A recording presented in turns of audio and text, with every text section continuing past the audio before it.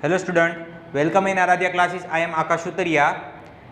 Today we learn standard 9 science chapter number 1 matter in our surrounding lecture number 5. Lecture number 5 को start करने से पहले हम देखते हैं कि लेक्चर नंबर 4 में हमने क्या सीखा था। तो लेक्चर नंबर 4 में सीखा था कि effect of temperature on metal. Solid compound को हम हीट एनर्जी अप्लाई करते हैं तो solid compound converted into liquid compound. Liquid compound को हम हीट एनर्जी अप्लाई करते हैं तो हीट एनर्जी की वजह से लिक्विड का टेम्परेचर इंक्रीज होता है। Eight a particular temperature liquid compound change into vapour या गैस कंपाउंड। तो वो हमने आइस क्यूब लेके एक्टिविटी 1.12 की थी, 1.11 चलो आज हम देखते हैं basics of pressure. Basic pressure का बेसिक्स क्या है। तो प्रेशर हम दो यूनिट में मेजर करते हैं। पहला यूनिट है एटमॉस्फियरिक ATM, दूसरा एकम है पास्कल डिनोटेड एज PA। ये दोनों के बीच रिलेशन की बात करें तो 1 atmospheric pressure 1 ATM is equal to 1.05 into 10⁵ pascal. ये एक रिलेशन है। एग्जाम में पूछा जाता है कि what is the SI unit of pressure. तो प्रेशर की SI यूनिट है pascal. This is international unit SI unit. आगे बात करते हैं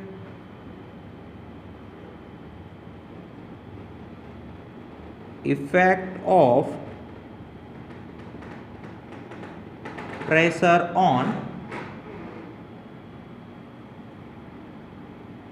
मैटर।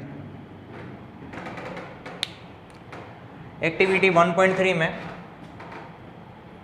कोई भी गैस लेना है और गैस को ये से क्लोज कंटेनर में फिलअप करना है। बाद में पिस्टन को धक्का देना, मतलब कि नीचे की तरफ प्रेशर इंक्रीज करना है। तो आप जैसे 1, 2 और 3, जो 1 से 2 जाते हो तो 2 से 3 जाने के बाद प्रेशर इंक्रीज होता है। मतलब कि 1 से 2, 2 से 3 जाने के बाद क्या होता है कि प्रेशर हम इंक्रीज करते हैं। तो प्रेशर इंक्रीज करने से क्या होगा कि ये जो पार्टिकल्स है ना, गैस पार्टिकल, वो एक दूसरे से नजदीक आएंगे। तो सेकंड नंबर में देखो कि सेकंड नंबर में फर्स्ट नंबर की कंपैरिजन में जो पार्टिकल है वो नजदीक है। मतलब कि सेकंड नंबर में जो भी पार्टिकल है तो उनका जो नेचर है वो एज अ लिक्विड बिहेव करेगा। थर्ड नंबर की कंडीशन में एज अ सॉलिड की तरह बिहेव करेगा। मतलब कि गैस को आप जब प्रेशर देते हो तो प्रेशर इंक्रीज करने से क्या होगा, वो लिक्विड में फर्स्ट ऑफ ऑल कन्वर्ट हो गया। बाद में और ज़्यादा प्रेशर आप गैस पे अप्लाई करते हो तो वो डायरेक्टली कन्वर्टेड इनटू सॉलिड। तो हम स्टेट लिखते हैं। फर्स्ट स्टेट में है गैस। गैस पे हम प्रेशर लगाया, कन्वर्ट हुआ लिक्विड। लिक्विड पे हम और प्रेशर लगाते हैं which is converted into solid. तो आप देख सकते हो फर्स्ट, सेकंड और थर्ड पार्टिकल्स की जो अरेंजमेंट है वो गैस, लिक्विड और सॉलिड की तरह ही है। आपने शायद सुना होगा solid carbon dioxide. Solid carbon dioxide को हाई प्रेशर पे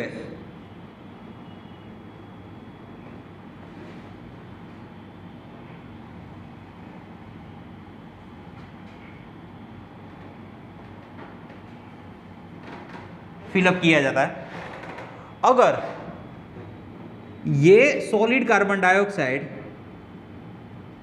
1 एटमॉस्फेयर, मतलब कि एनवायरनमेंट का जो प्रेशर है, हमारा जो एटमॉस्फेयर का जो प्रेशर है वो एटमॉस्फेयर पे आए तो वो सॉलिड में से सीधा गैस में कन्वर्ट होता है।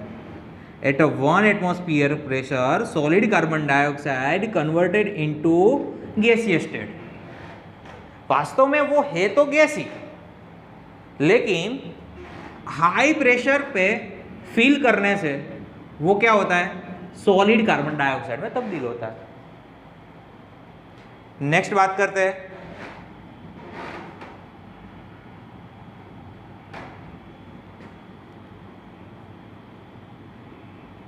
सॉलिड कंपाउंड होता है, वो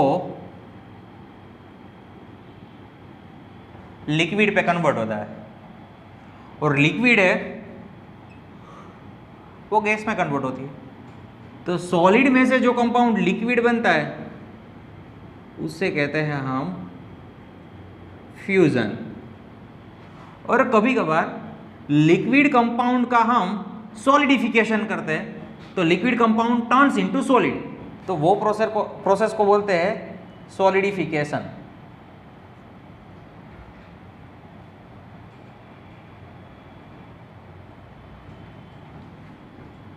अगर लिक्विड कंपाउंड को हम हीट एनर्जी अप्लाई करें तो वो कन्वर्ट होता है गैसीय स्टेट में, और गैस को हम कंडेंस कर सकते हैं, गैस को हम कंडेंस कर सकते हैं एज अप्लाई हाई प्रेशर या लो टेम्परेचर, तो वो प्रोसेस को बोलते हैं कंडेंसेशन। और लिक्विड में से गैस जो होता है वो प्रोसेस होती है वेपोराइजेशन। गैस में कोई कंपाउंड होता है तो गैस में से कभी कभार सॉलिड बनता है। लास्ट एग्जाम लेक्चर में देखा था आपने, NH4Cl का मैंने डिपोजिशन प्रोसेस किया था, तो NH4Cl की जो भी गैसियस कंडीशन है तो गैसियस स्टेट को हमें डिपोजिशन रिएक्शन करता हो तो सॉलिड मिलता है, और सॉलिड को मैं गैसियस स्टेट में लाऊं तो वो होता है सब्लिमेशन। सब्लिमेशन की अपोजिट प्रोसेस विच इज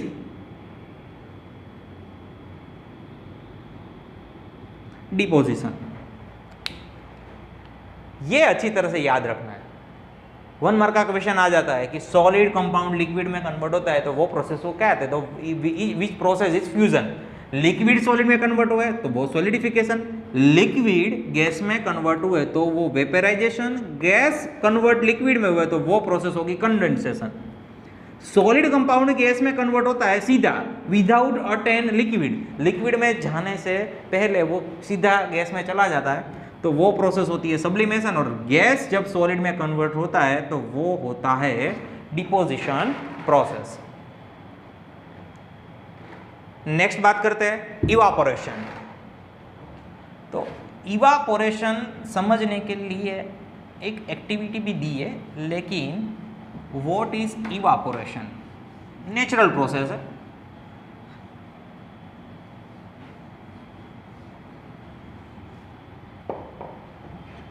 अब ये साइड कर दो इसको।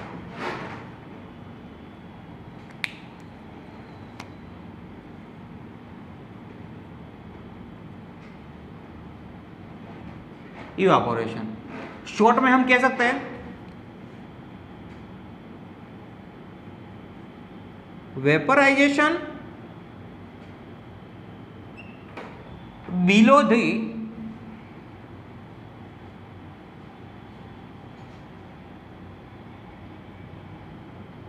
Boiling point.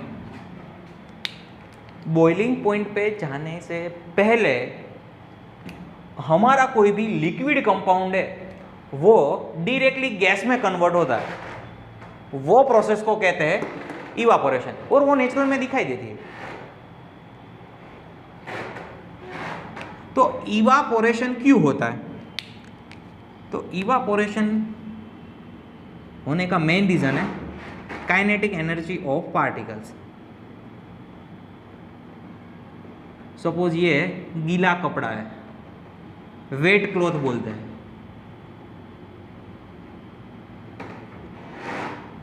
तो वेट क्लॉथ की जो सरफेस होती है वो सरफेस पे कुछ पार्टिकल्स होते हैं, कुछ पार्टिकल्स कपड़े के अंदर होते हैं।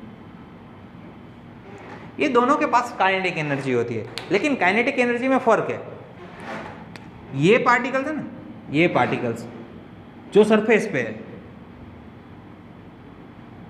उनकी काइनेटिक एनर्जी ज़्यादा होती है,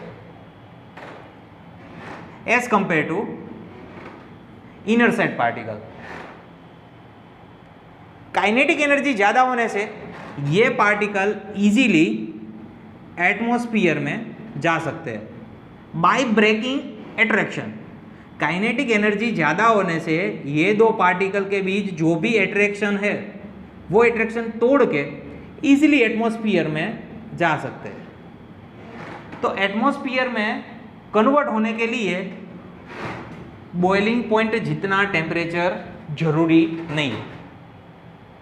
कोई भी कंडीशन होगी तो वो इजीली एटमॉस्फेयर में चले जाएगा। और एटमॉस्फेयर में कौन से फॉर्म में जाए, जैसे लिक्विड फॉर्म में कि गैसियस फॉर्म में? तो याद रखो, जब हमारा वेट क्लॉथ था तब वाटर हमारे पास लिक्विड फॉर्म में था, और जब वो एटमॉस्फेयर में जाता है तो वेपर फॉर्म में जाता है, यानी कि गैस फॉर्म में। तो जरूरी नहीं कि बॉइलिंग पॉइंट पे ही हमारा जो वाटर है वो कन्वर्ट होए वेपर में, बिलो द बॉइलिंग पॉइंट भी वो देखा जाता है। तो आप कपड़े सुखाते हो तो क्या आपको 100 डिग्री सेल्सियस टेम्परेचर का वेट करना पड़ता है? नहीं, आप नॉर्मल रूम टेम्परेचर पे ही हमारा जो कपड़ा है उनको आप सुखा सकते हो। तो वो जो प्रोसेस है उसका नाम है इवापोरेशन। और इवापोरेशन को डीप में समझने के लिए आपको एक और भी एक्टिविटी दी है, एक्टिविटी 1.4। तो आपको क्या करना है, वो टेस्ट ट्यूब लेनी है, वो जो केमिस्ट्री लेबोरेटरी में यूज होती है, और एक चाइना डिश लेनी है। तो आप दोनों का माउथ की कंपैरिजन करें तो उनका माउथ छोटा है, ये माउथ बड़ा है, मतलब कि area of mouth is less as compare to china dish. Test tube का जो माउथ एरिया है वो एरिया क्या है, कम है, और इधर एरिया ज़्यादा है।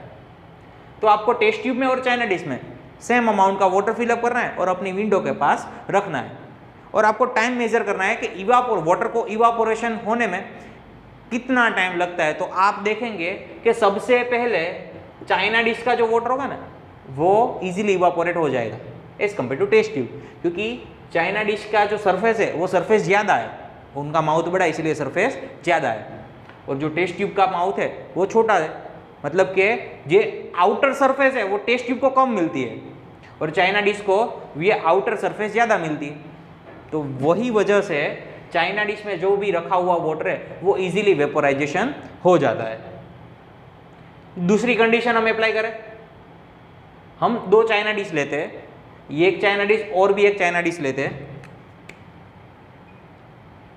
एक को हम विंडो के पास रखते हैं और एक को हम अपनी जो शेल्फ होती है वहां रख देते हैं, और बाद में हम टाइम मेजर करते हैं कि इवापोरेशन होने में कितना टाइम लगता है। तो आप देखेंगे कि जो चाइना डिश विंडो के पास रखी हुई है एज कंपेयर टू शेल्फ, तो विंडो के पास टेम्परेचर थोड़ा बहुत ज़्यादा होगा, तो इसीलिए वो वाटर जल्दी से इवापोरेट हो जाएगा।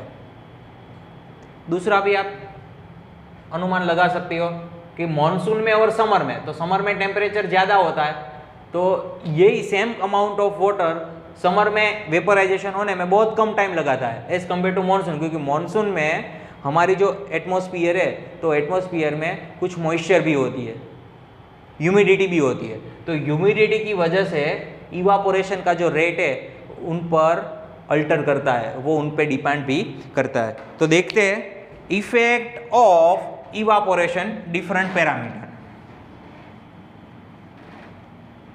इवापोरेशन की बात शायद क्लियर हो गई होगी कि बिलो द टेम्परेचर जो भी वेपराइजेशन होता है उसे हम बोलते हैं इवापोरेशन, और इवापोरेशन इंक्रीज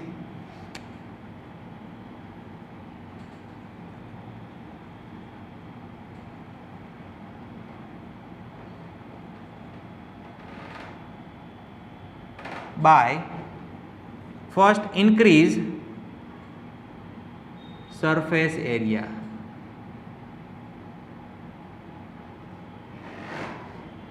आप सरफेस एरिया को जितना ज़्यादा रखोगे उतना इवापोरेशन प्रोसेस फास्ट होगा। तो एक एग्जांपल बुक में दिया हुआ है, वो एग्जांपल ऐसा है कि आप अपने कपड़े जब भी सुखाते हो तब क्या करते हो, स्प्रेड आउट करते हो, पूरा कपड़ा को जो स्प्रेड आउट करते हो तभी आपका जो कपड़ा है वो इजीली ड्राई हो सकता है। आप सिकोड़ कर रखोगे और एक कपड़े को पूरा फैला दोगे तो जो फैलाया हुआ कपड़ा है वो इजीली ड्राई हो सकता है। मतलब कि इंक्रीज सरफेस एरिया को इंक्रीज करने से इवापोरेशन प्रोसेस इंक्रीज होती है। दूसरी बात करें इंक्रीज टेम्परेचर, तो वो बात तो लास्ट लेक्चर में भी आपने देखी थी कि टेम्परेचर इंक्रीज होने से kinetic energy of particles are increase, और due to particles kinetic energy increase evaporation process is increasing. Third one is humidity. तो at a particular temperature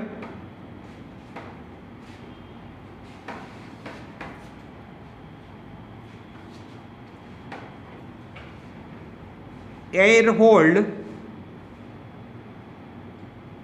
some fixed amount moisture।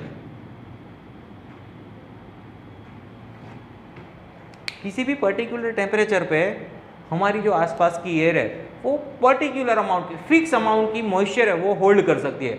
अगर एटमॉस्फेयर में moisture ज़्यादा है तो हमारा जो इवापोरेशन प्रोसेस है वो डिक्रीज हो जाएगा। इसीलिए आपका जो भी कपड़ा है वो आप समर की बात करो एज कंपेयर टू मॉनसून, तो मॉनसून में इवापोरेशन का रेट कम होता है, क्योंकि मॉनसून में क्या होता है कि टेम्परेचर सेम होता है। चलो आप समझो कि मॉनसून और समर दोनों कंडीशन में, मॉनसून में भी 25 डिग्री एंड सेल्सियस है, मैंने लिखा है मॉनसून में भी 25 डिग्री एंड सेल्सियस है, समर में भी 25 डिग्री एंड सेल्सियस है। लेकिन मॉनसून में जो 25 डिग्री एंड सेल्सियस है ना, तो मॉनसून की वजह से वो 25 डिग्री एंड सेल्सियस पे ह्यूमिडिटी ज्यादा होगी, और समर की 25 डिग्री एंड सेल्सियस टेम्परेचर पे ह्यूमिडिटी कम होगी। तो ह्यूमिडिटी ज्यादा होने से मॉनसून में आप जब कपड़े सुखाते हो तो वो कपड़ा सूखने में, जो अपना क्लॉथ है वो ड्राई होने में ज्यादा समय लगता है, लेकिन समर में उतना समय नहीं लगता है, क्योंकि एटमॉस्फेयर में जो मॉइस्चर की अमाउंट है तो वो क्या होती है, कम होती है। और तीसरी बात है, फोर्थ नंबर की बात है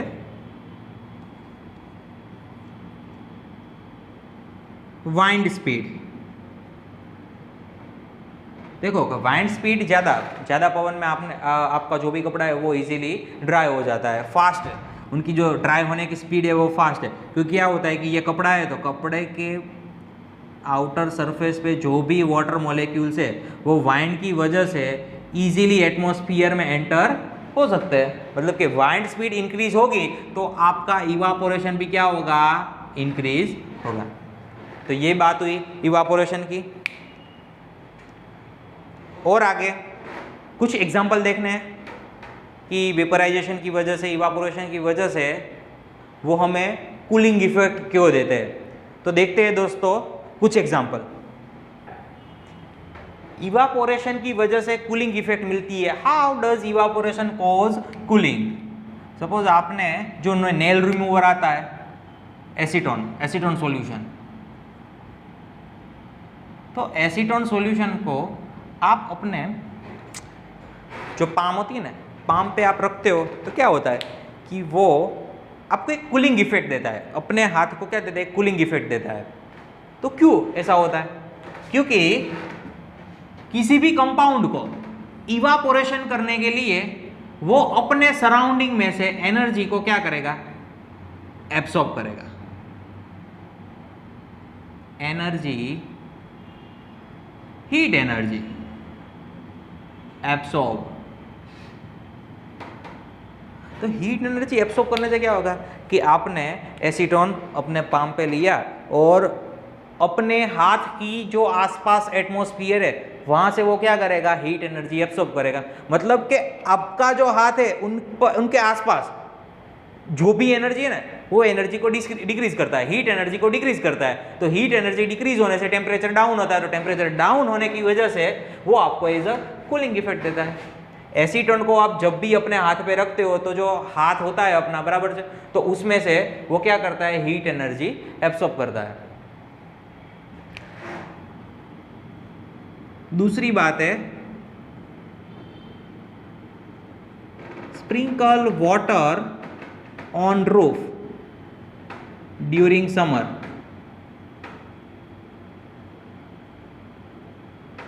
हम अपना रूफ होता है तो वहां भी कभी कभार वाटर छिटकते हैं। तो क्यों वाटर छिटकते हैं? क्योंकि ये हमारा रूफ है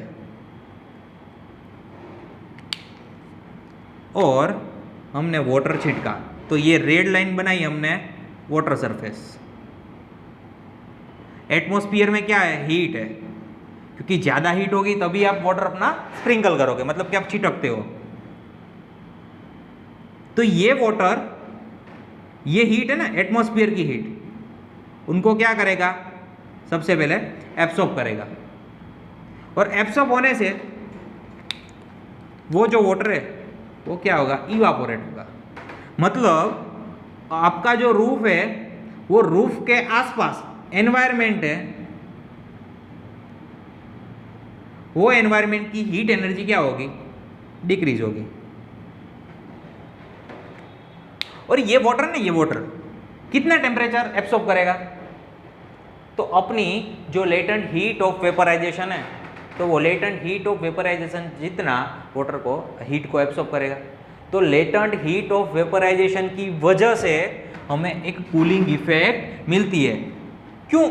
इधर लेटेंट हीट ऑफ वेपराइजेशन जितना ही टेम्परेचर वाटर ने एब्सॉर्ब किया। अब बात को समझो, लेटेंट हीट का मतलब क्या था? कि वो टेम्परेचर चेंज नहीं होता है, लेकिन स्टेट चेंज होती है।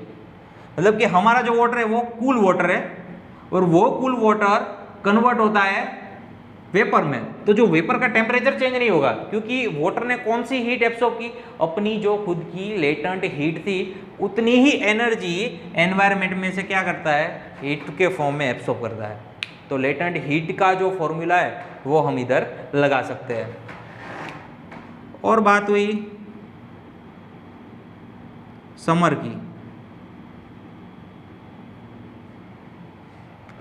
तो समर में आपने देखा होगा कि अपने शरीर में से प्रेसिव, मतलब कि स्वेट बहुत बाहर निकलता है। क्यों? अपना शरीर एक केमिकल मैकेनिज्म है कि जब भी एनवायरनमेंट में हीट बढ़ती है तब ऑटोमेटिकली हमारा जो शरीर है वो स्वेट प्रोड्यूस करना स्टार्ट करता है। तो हमारी जो सरफेस है, आउटर सरफेस, वहाँ से स्वेट बाहर आता है, और स्वेट बाहर आने से क्या होगा? कि स्वेट बाहर आएगा और आसपास में से हीट को एब्सॉर्ब करेगा। हीट को एब्सॉर्ब करने से वो एक कूलिंग इफेक्ट देगा। हीट को एब्सॉर्ब करेगा मतलब कि हमारा जो बॉडी का आसपास का जो भी एनवायरनमेंट है वो थोड़ा बहुत क्या होगा? हीट एनर्जी से कम होगा, मतलब कि एज अ कूल बनेगा। तो कूल होने से, एक कूलिंग इफेक्ट होने से, एक बॉडी टेम्परेचर का जो मेन टेम्परेचर मेंटेन करने के लिए एक स्वेट वाली मैकेनिज्म है। अगर ये स्वेट को हम कोई अच्छे से एब्सॉर्बर में एब्सॉर्ब कर ले तो और भी ज़्यादा हम इवापोरेशन प्रोसेस को बढ़ा सकते हैं। इसीलिए हम समर में पहनते हैं कॉटन क्लॉथ। तो समर में कॉटन क्लॉथ पहनने से क्या होगा? कि जो भी स्वेट निकलता है वो कॉटन एब्सॉर्ब कर लेगा, क्योंकि कॉटन की एक कैपेसिटी है कि वो किसी भी चीज़ को, मतलब कि वाटर कंपाउंड को क्या कर सकता है? एब्सॉर्ब कर सकता है। और एक सरफेस प्रोवाइड करता है। सरफेस प्रोवाइड करने से क्या होता है? कि वो सरफेस से इजीली इवापोरेशन हो जाएगा। और इवापोरेशन करने के लिए वो हीट कहाँ से लाएगा? तो अपनी बॉडी में से भी हीट एब्सॉर्ब करेगा और एनवायरनमेंट में से भी हीट एब्सॉर्ब करेगा। अपने बॉडी में से हीट एब्सॉर्ब करेगा तो हमारा जो बॉडी है उनको एक कूलिंग इफेक्ट मिलेगी, और हमारे आसपास, बॉडी के जो आसपास एनवायरनमेंट में, तो वहाँ भी क्या होगा? कूलिंग इफेक्ट होगा। तो इसलिए कॉटन क्लॉथ पहनने से क्या होगा? कि कॉटन क्लॉथ और हमारा जो बॉडी है उनके बीच जो भी एनवायरनमेंट है वो कूल रहेगा। तो इसीलिए हम समर में पहनते हैं कॉटन क्लॉथ। क्वेश्चन कभी कभार पूछा जाता है कि why wear cotton cloth during summer, हम समर में कॉटन क्लॉथ क्यों पहनते हैं। और लास्ट टॉपिक ये चैप्टर का, हमने एक ग्लास लिया, ग्लास में हमने cool water, chill water fill up किया। अब थोड़ी देर बाद ऑब्जर्व करोगे कि ग्लास की जो सरफेस होती है ना, वहाँ वाटर डिपॉजिट होगा। क्यों? क्योंकि ये वाटर चिल है, एकदम कूल वाटर है। तो कूल वाटर एटमॉस्फेयर में जो भी मॉइस्चर है ना, वो एनर्जी क्या करती है? रिलीज करती है। और रिलीज करने के बाद जो भी ग्लास की सरफेस है वहाँ डिपॉजिट होती है as a form of water. मतलब जो भी मॉइस्चर होती है वो कूल होती है। तो अगले लेक्चर में देखा था, लेक्चर नंबर 4 में, कि लिक्विड में से गैस, और गैस को आप कूल करते हो तो लिक्विड में कन्वर्ट होता है, तो वही फंडा इधर है कि चिल वाटर की वजह से आसपास जो भी मॉइस्ट पार्टिकल है, तो मॉइस्ट पार्टिकल क्या होता है, कूल होता है, और कूल होने से वो डायरेक्टली कन्वर्ट्स इनटू लिक्विड। तो दोस्तों फर्स्ट चैप्टर यहाँ पे फिनिश करते हैं। फर्स्ट चैप्टर का जो भी फंडा था वो सभी फंडामेंटल हमने लेक्चर नंबर 1, 2, 3, 4 और 5 में कवर किए। थोड़ा बहुत ब्रीफ देख लेते हैं। फर्स्ट लेक्चर में हमने देखा था कि मैटर क्या है, मटेरियल क्या है। सेकंड लेक्चर में देखा था कि पार्टिकल्स की different types of property. Third lecture में देखा था सॉलिड, लिक्विड, कंपाउंड की मैटर की स्टेट कौन सी होती है। फोर्थ लेक्चर में देखा कि मैटर कंपाउंड पे टेम्परेचर का इफेक्ट क्या है।